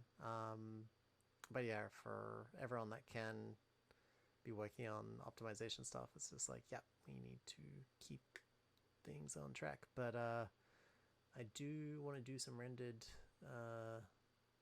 animations of stuff like this. Like, yeah, we could do some really cool like rendered cutscenes, like, you know, like Westwood used to, and this is these are with the same in-game assets. Like we have not those are not better models. Those the textures have been made adjusted for physically based rendering in those images, but but they're largely kept very true to the original textures. But the 3D meshes are exactly the same. They're the same low poly meshes we use in game. Although that said, the dropship is one of our higher poly assets. Like I'd say it's still low poly for an RTS, but like it's got a reasonable amount of detail in its mesh.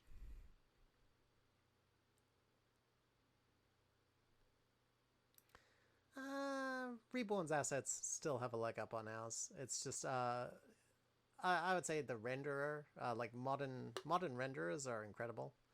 So this is just the modern renderers doing a lot of the heavy lifting. Like if Reborn brought their assets into a newer rendering engine like this, like yeah, it would polish up even nicer than our stuff. So yeah, modern rendering is incredible. It's just like, oh, holy crap! If it could do this with our in-game assets, then if you actually model stuff for next gen, ah, it looks dreamy.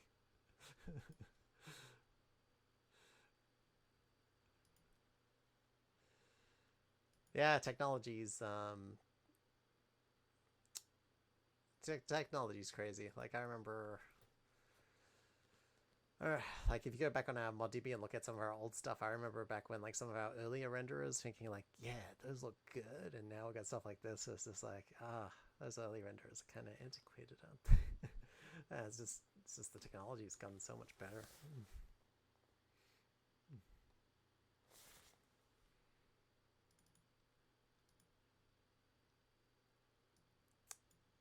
I also really like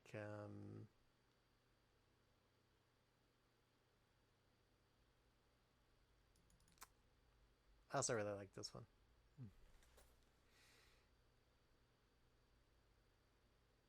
The Wolverines.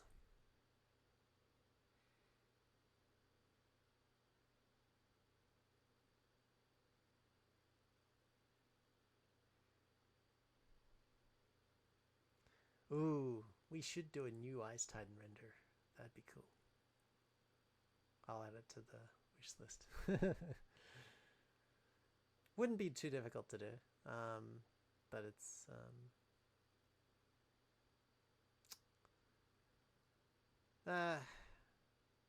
when we get some spare time, which is not often. So we're trying to really keep our eye on the prize. We've optimized.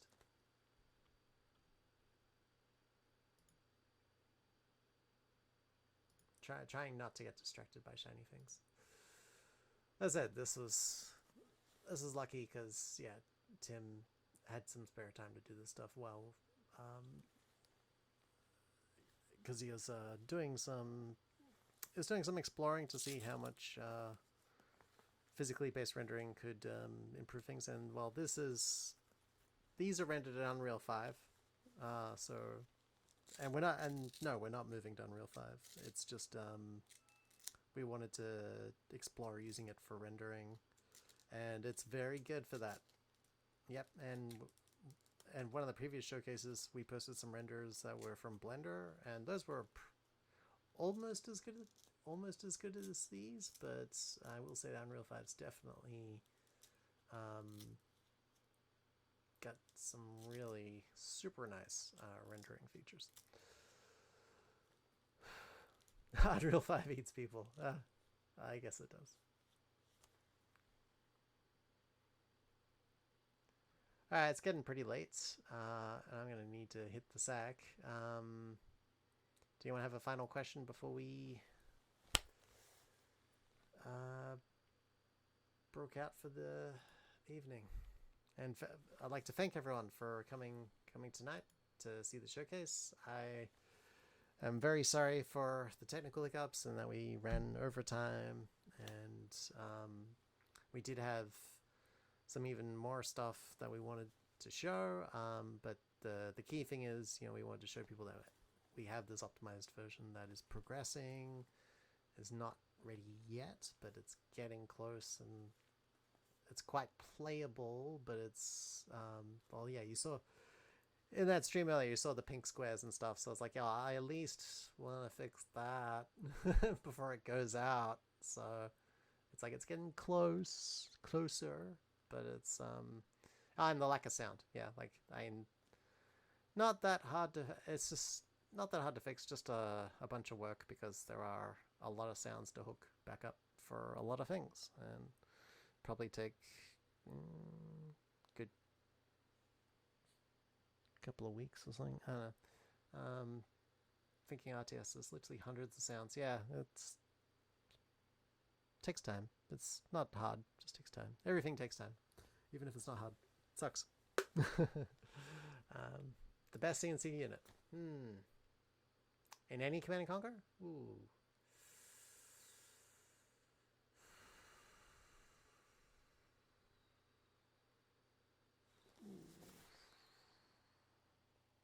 Well, I'm hoping it's the Scarab, but we haven't shown. We'll be showing that more soon. So, out of Westwoods or EAs, favorite unit.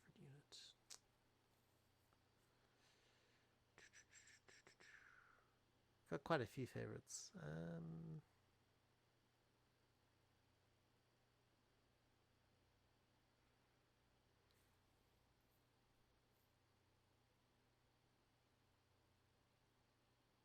It's tough to choose. I do really like the Cyborg Reaper and the Juggernaut from Firestorm. And in Tiberian Sun, the Mammoth Mark II and the Devil's Tongue are definitely my favorites. And out of all the CNCs, that's really tough.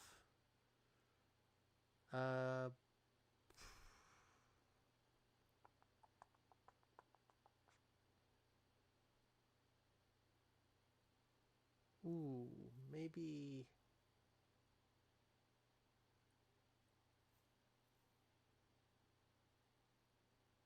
possibly the Avatar. I do like the Avatar in CNC3. That's really cool.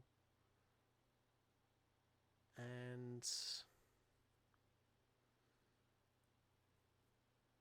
Red Alert 2 has a lot of really cool units. Like Yuri is awesome in Yuri's Revenge.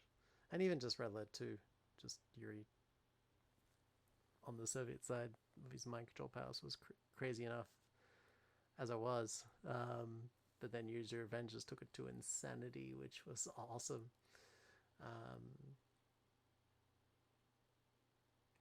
Probably one of the most memorable units is definitely the probably one of the most memorable units from like a campaign mission, the Core Defender. That thing was scary as hell, because you're fighting Cabal, you're on the final mission, and you think, cool, I've got him cornered. Once you get through some of his defenses, and then he activates the Defender protocol, and you're like, what is this?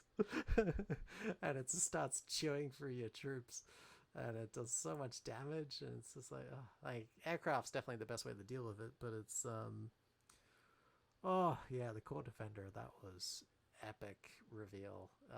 It just suited Cabal so well as well, just like the devious backup plan.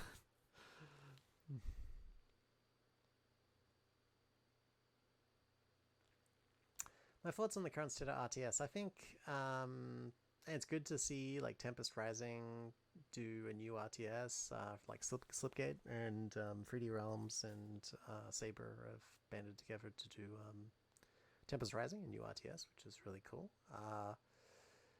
It's feels like a return to form of like a CNC style RTS, but I do think that RTS needs to evolve, and not evolve in the way of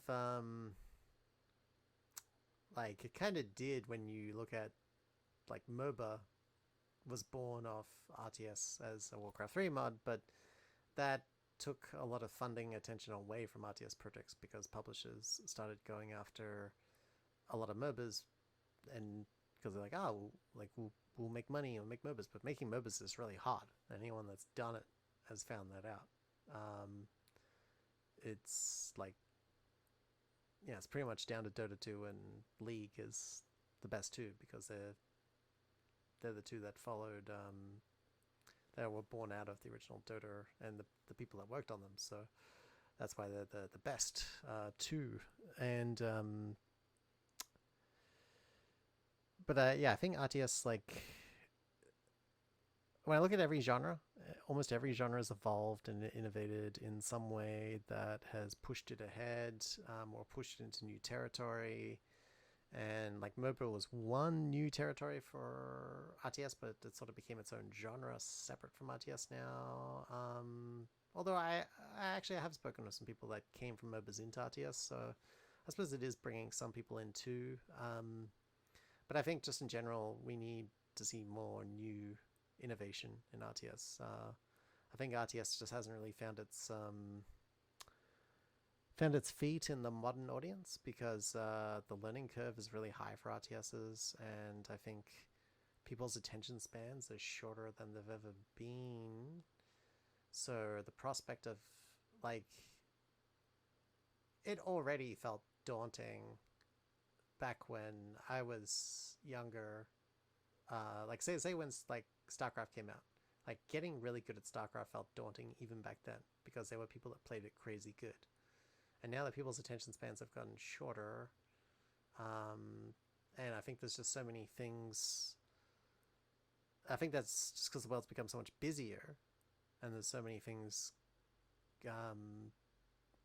grabbing at people's attention that it's much harder to sit down and focus on getting really good at something like RTS. So I think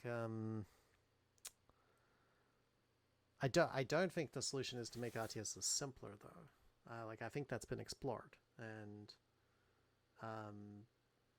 it didn't really work. Like CNC4 is a good example, but I don't think that was a bad game. Like I don't think it was a bad idea, like a bad concept of an arena RTS. I just think that one needed more work, and it probably should have been a spin-off like Generals was, rather than a major sequel, which was its main misstep, being CNC4. Like if it was CNC Arena and then the spin-off thing, I think it probably would have done a bit better, but it did need some more work. It had some problems.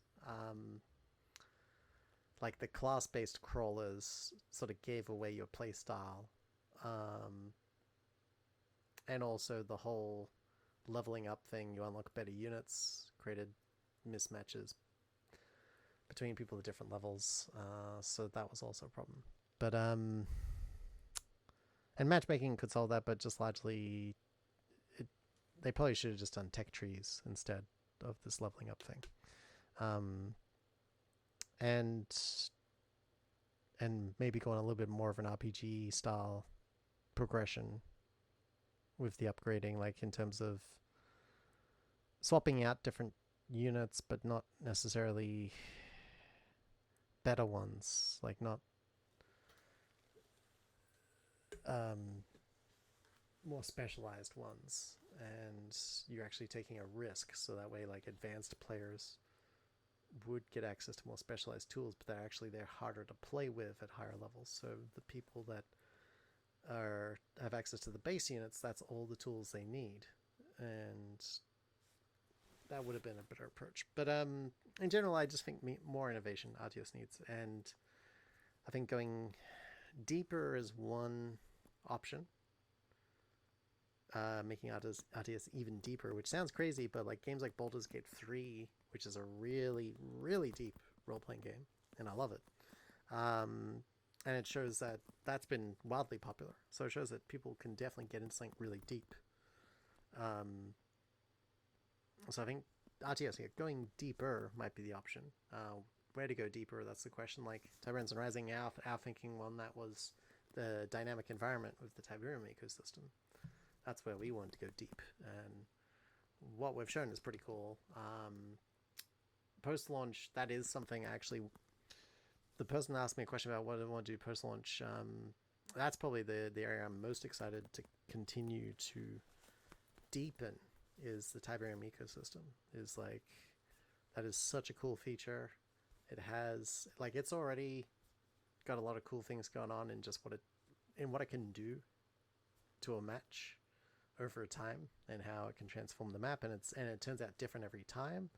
But like, I can keep adding it. Like, there's a lot more layers I can add to it that can make it even more interesting without escalating gameplay to insanity. It'd be more about providing more varied experiences in how the ecosystem plays out. So I'd like to. That's something I'd really like to do post launch. Just really hone in on that, because I think, and I hope people agree that that is a really cool feature. But we'll find out. I mean, people seem to like what they've seen of the ecosystem, and internal tests, we generally like how it's seems to make the matches more unique, because it never plays out exactly the same each time. Like, the ecosystem just adds this extra element that changes the maps in slightly different each time because of the way it transforms things, and it has a small effect on the battle, but not a big one that could make you lose unless you're really tempting fate, like building your base really close to a vein hole or something. That's a bad idea. But you can kill vein hole monsters. So, like, any risk, anything the ecosystem tries to throw at you, there's ways to subvert that. So yeah.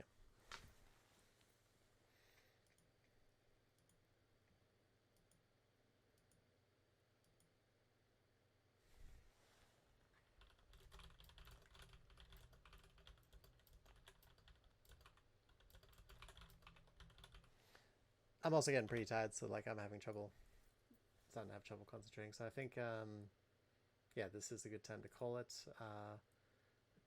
Thank you everyone for coming. It's been an awesome event.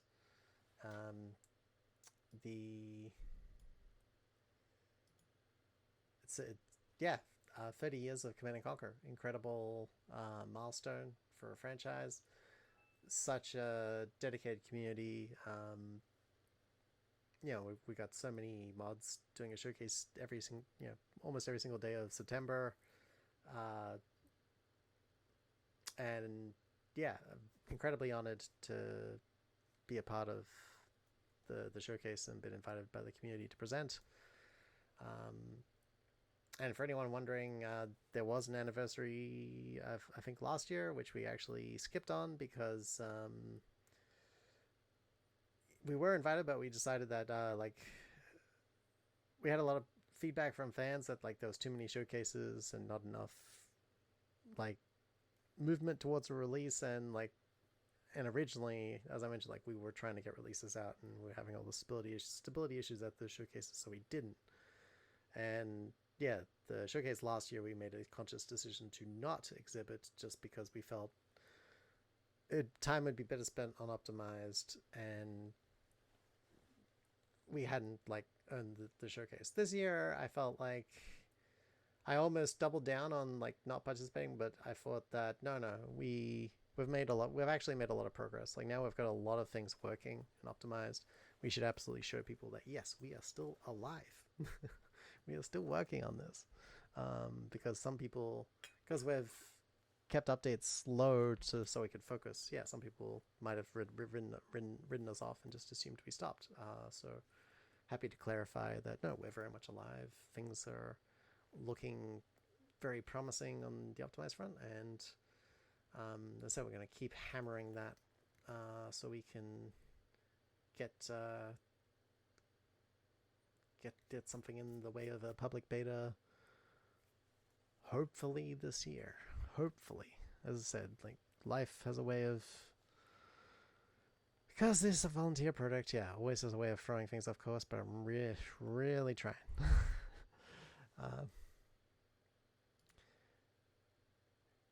It's been 17 years since we started the CNC3 version of TSRising. If you count since we started as a generals mod, it has been a little bit longer. How much? Good question. I'm not sure I want to find out. It could be 18 or 19 if you count the general stuff. But it's, for me, I kind of count it since we moved to CNC3, because while we did carry over some of our some of our art from the General's versions of the CNC free version. We started all the implementation again. The game design changed a lot because originally, when we were General's mod, like we had designed things around some of General's features. Like we had a type of dozer for Nod, and we had a type of dozer for GDI that was like GDI. We had something that was a mix between a dozer and like Red Alert 2's IFV, and it was based on the XO Trooper from the original Tiberian Sun trailer. That was like the early Wolverine, and by default it had an engineer in it, and it was a dozer. But if you put in like a disc throw or something else, it or like Ghost, or if you put like a commando in there, it changed what the suit was, and it stopped being a dozer and it became a battle unit, sort of like the IFE and Roller 2, and that was really cool. And Nod had the repair bot was Nod's dozer, and we made it self-replicating, so the repair bot could deploy and build more repair bots, which seemed to kind of work, but I do worry it was a real balancing issue, so it was probably good we moved away from that. But it was there's some interesting ideas that we were exploring back then, and I'm not sure all of them would have worked out, because I was still growing as a designer back then too. But I was much happier when we got to CNC3 because we had construction yards back, even though we lost some cool units in those dozers. We got the construction yards back, and we got the proper Tiberian fields back. Like the Tiberian we had in Generals was very hacky to get it growing, and it actually caused performance problems once it grew out of control. So CNC3's Tiberian was implemented in a way that it eventually hits a maximum threshold and doesn't stop spreading once the field's full, and as long as you don't fill the map with an insane amount of Tiberian fields, actually, well, even then, because like the ecosystem can spawn new Tiberian fields, and I've done a lot of stress tests of like what happens if there's like hundreds of fields, and the engine handles it amazingly well. So yeah, but funnily enough, some of those ideas though did lead to things like the XO Trooper. While it was originally a dozer for GDI, and that was kind of scrapped, the idea of like the commando being in the suit led to just the idea of the commando being in the suit alone led to, what if we did a dedicated power suit for the commando, gave GDI a commando, and made Ghost Stalker something you recruit from like a tech structure instead, because he's forgotten, and you can recruit him if you like his tech structure, but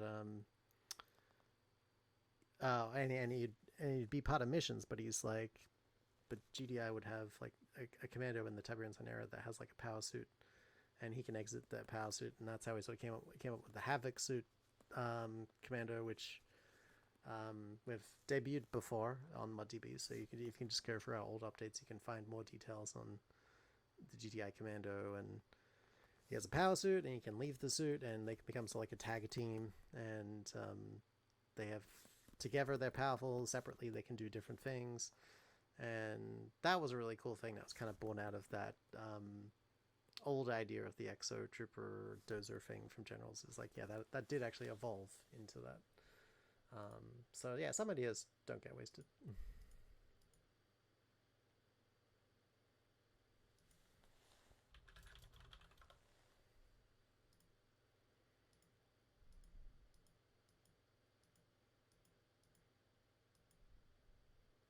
Yeah, tech buildings, we don't have many currently implemented. We do have one set up for getting some of the mutant characters, and that's mostly it. We definitely have a lot more designed. It's just, again, optimized has taken priority over everything, and there are like we literally have some other tech buildings like modeled up, but yeah, we're not going to implement them until we've really got this optimized thing in the bag.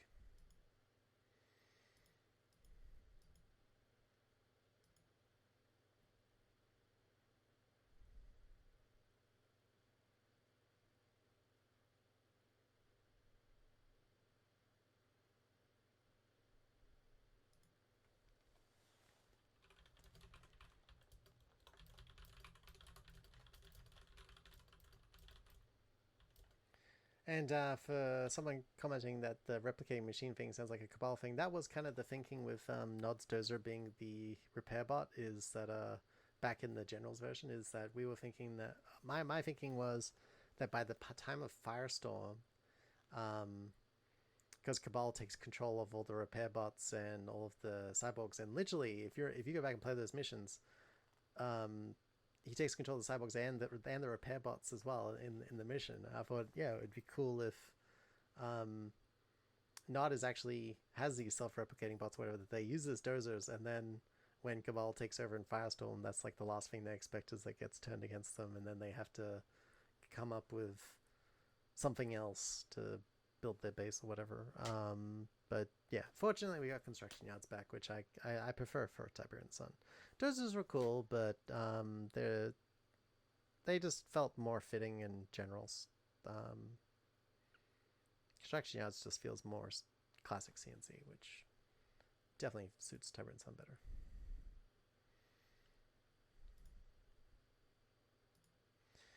Anyway, I think that's it. So yeah, thanks everyone. It is very late, so I'm going to call it. Excellent. Happy 30th anniversary for Command & Conquer, everyone. Thank you for attending the event. I hope you enjoyed what you saw tonight. At the very least, we've confirmed we're alive, and we do have more updates to share that didn't make it into tonight, that we will be sharing through ModDB in the near future, because yeah, we did quite a bit of work on them for the showcase, and they didn't quite make it in time, but in our next update, yeah, we'll address our ModDB, which we'll be doing quite soon. All right, thanks everyone, and welcome back, Commander. Yeah, we're back.